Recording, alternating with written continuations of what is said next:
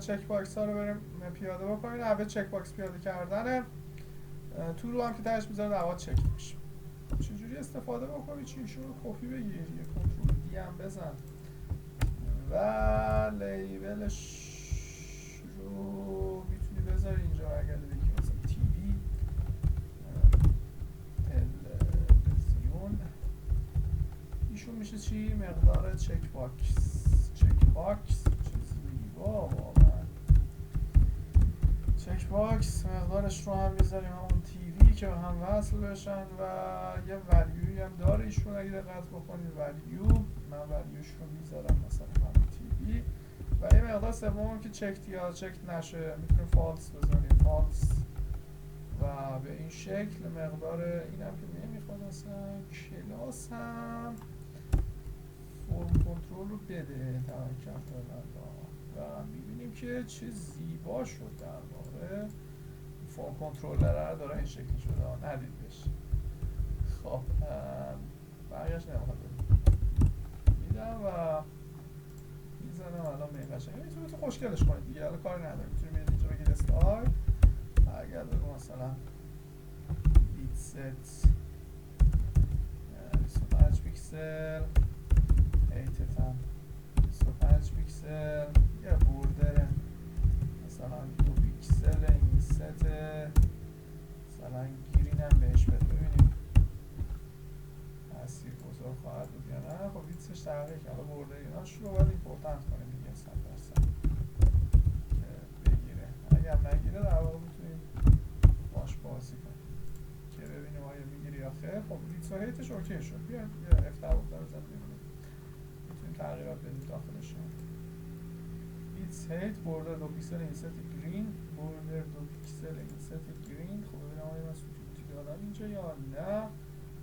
هیت 25 ایناشش. خب ببینید در واقع بیتس و هیتش رو تاثیرگذار هستش. بوردر 2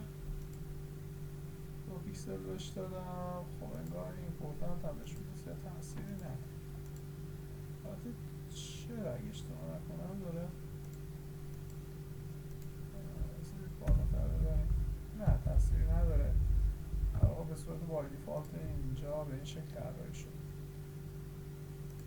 پدینگ هم میتونید بردارید براش، باکس سایزینگش هم میتونید بوردر باکس باشه. اینپوتش میتونید اینجا شروع کنید باش بازی کردن. برای ایشون میشه در واقع کاری انجام داد براش یا خیر. برای این مثلا بک‌گراند کالرش عوض میشه. باید تلاش کنید دیگه، شروع کنید با CSSش بازی کردن. دید بشه در واقع انجام بدید، نشه نه. باید شروع کنید با این کار کردن. میشه اینجوری نشه در واقع با جاوا اسکریپت میشه. من نمیخوام زیاد در موردش از کاری بکنم. میتونید رو کوچیک و بزرگش کنید دیگه. یا بیاید از خب ما داریم از بوتسترپ استفاده میکنیم. کاستوم هم داره اگه خدا اشتباه نکنم. کاستوم در واقع چک باکس هم داریم تو بوتسترپ 4.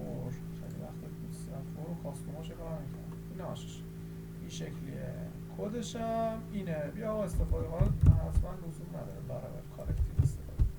میارم بلدی دیگه. الان بیا اینجا یه رفرش ریز بزنی. بله به همه قشنگ.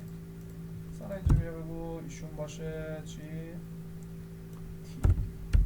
خب اینپوتش هم چک باکس، کلاسش به این صورت، نیمش مثلا باشه تیوی، آیدیش هم مثلا این شکلیه، یه ولیو هم تیوی هم بهش بده و میتونی در واقع چکتش هم فعال بکنی به این شکل هوا چک نمیشه. این هم به حالتهای مختلف هر دوتاش رو براتون بررسی کنم.